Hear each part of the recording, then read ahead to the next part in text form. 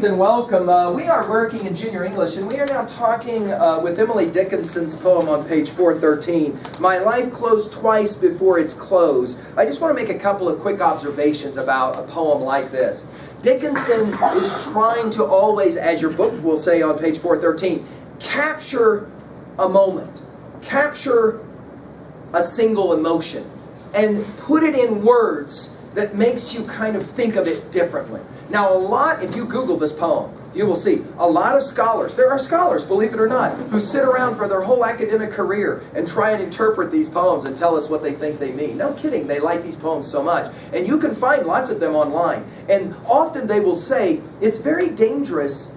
It's not always a good idea to assume things about the poetry of Emily Dickinson. In other words, it's kind of often not a good idea to just naturally assume that all of her poems are about herself and her own life. In other words, is this poem really about Emily Dickinson's life and the loss or the death of some people out of her life? Or is it really just more about a moment of losing somebody? Well, we can't really know because she never told us. Let's take a look at the poem. Read it with me. By this point, you ought to be able to begin to kind of read this stuff and figure it out a little bit better on your own. Look at it. My life closed twice before its close. It yet remains to see if immortality unveil a third event to me, so huge, so hopeless to conceive as these that twice befell. Parting is all we know of heaven and all we need of hell. Now, of course, that last two lines, quoted oftentimes, and maybe you even heard that line, but you were like, whoa, whoa, whoa. Of course, you'll maybe remember, those of you that studied Shakespeare's Romeo and Juliet, Parting is Such Sweet Sorrow. Emily Dickinson, of course, familiar with Shakespeare's famous lines, Parting is Such Sweet Sorrow, between lovers, right, between lovers. And she maybe is playing a little bit of a 3A game in relating to that line. Two-stanza poem. Notice equally balanced. Do you see the balance here at 2B? I'm making an observation. Notice I'm not even talking about the words. I'm just talking about the way it looks on the page. Do you see that? Notice you have two equally balanced stanzas. Did you notice that the first line is the longest line? See it? The first line is the longest line. And then you've got something after that that's a little bit shorter. Notice the use of the dash here only happens at the end of the first line. Did you see that? Whereas, for example, before in other poems we've seen lots and lots of dash usage. Here, notice just the one. My life closed twice before its close is bizarre unless you want to guess what she's talking about is death. Death. Right? So what does that mean then? My life closed twice before its close. Well, lots of readers of this poem have said she lost two people. Right? She lost two people. Two people, or the speaker of this poem, lost two people. Two people died that she was really close to. Right? Notice, she's wondering, lines 2 and following, it yet remains to see if immortality unveil a third event to me. In other words, I've already lost two, you might say, of my pals, right? And now I'm beginning to wonder when's the third one coming? Right? When am I going to lose somebody else to death? This is a poem that helps us to try and understand the grieving or the mourning of dying. When you lose somebody, or in this case, two somebodies who you really care for. Look what she says about dying and death. So huge, so hopeless to conceive, to think about. It's impossible to think about the loss of the people who we love.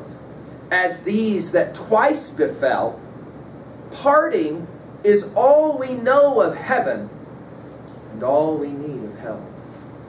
Oh, what an interesting last line. Parting here means what? Well, when you die, you leave, don't you? You part, you go away.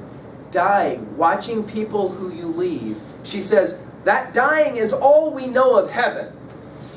In other words, her conviction is, because she has this belief, that when her friends died, they went on to heaven. The only thing we know about heaven, she says, is when they die. But it's also, their dying is all that we need of hell. In other words, losing the people that we love can often be really painful. Hell. The only word that she can use to describe the loss of the people she loves is simply hell. All right, what are we going to say about this poem? Well, you can jot down really easily at 2A. What do you want to say about a poem like this in regards to the loss of people you love? At 2B, we already made the observation of the balance and the symmetry of the lines, 2 4-line stanzas, beautifully understood, right?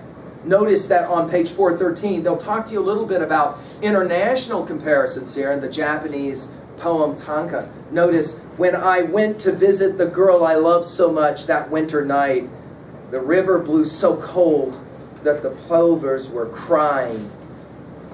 There's a beautiful sense of the cold, right? And maybe it didn't work out, right? Things didn't go the way they were supposed to, right? Let's jump to 3A. What is for you a text that comes to mind in regards to having to come to terms with the loss of somebody who is going to die, who is close to another somebody? What's your favorite movie? Well, I already mentioned, for example, Shakespeare's Romeo and Juliet, right? And, of course, if you're a fan of Shakespeare, you know that often these questions at 3A can be related to Shakespeare. What is, for you, your favorite movie about where the guy or the girl who's in love dies? Do you have one of those movies? Maybe right now writing it down makes you sad. Of course, one of the most famous in box office history is Leonardo DiCaprio's famous movie Titanic, of course, right? We can think of lots and lots of those kinds of films where the guy or the girl dies, right? What is for you a song you're familiar with that was motivated maybe by the loss of somebody, somebody who that individual loved? If you listen to music and you read background stories about the songs and the writers, sometimes you'll find out that lots of famous songs were written to try to deal with the loss and mourning of someone that was loved. Finally, 3B, who is the person in your life right now that you would most be sad about losing to death? Is there somebody in your life right now that you could write down and you say, well, if I lost that person right now, that'd be rough for me. That'd be hard for me. Who is in your life already the person that you lost maybe, who is the most difficult for you? Maybe it was an older person. Maybe it was somebody who you loved deeply, a grandma, grandpa, maybe a mother or father. And how you had to kind of come to deal with that. And was it true in that moment of really sadness that parting is all we know of heaven and all we need of hell? Is that true? Was that true for you? What that meant for you? It's like Emily Dickinson has said, I've had juniors that say, Emily Dickinson has said in 2 lines, the very best thing you can say about losing the person you love. Parting is all we know of heaven. You believe that that individual is there on the other side, maybe waiting.